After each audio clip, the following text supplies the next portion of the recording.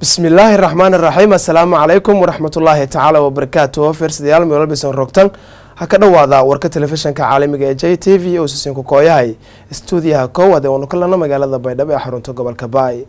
قدبada فرس ديال وراركونا سينكاينا ميبانك دورانا xubno golo wasiirada dawlad goboleedka koonfur galbeed Soomaaliya oo geekiyo meel mari hindisa sharciyeedka hanti dhawrka koonfur galbeed Soomaaliya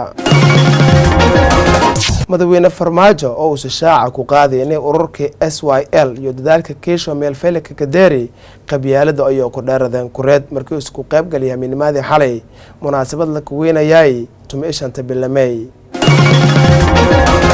ururka iskaaladowka islaamka ee hay'adda saacid raashin aan qeybay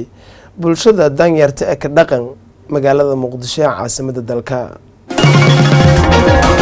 gudoomiyaha degmada Boolabarda ee gobolka Hiiraan oo uu hawlo kormeer ka saaday mashaariic horumarineed oo ku dareer qaybo ku mid ah degmadaasi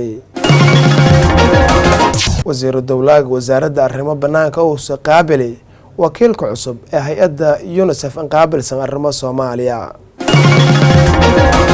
akhbaaraadka banaanka oo Shanghai mayba kumidaha muslimiinta India oo ku walacsan mustaqbalka keesho intii uu xilka u sahay moodi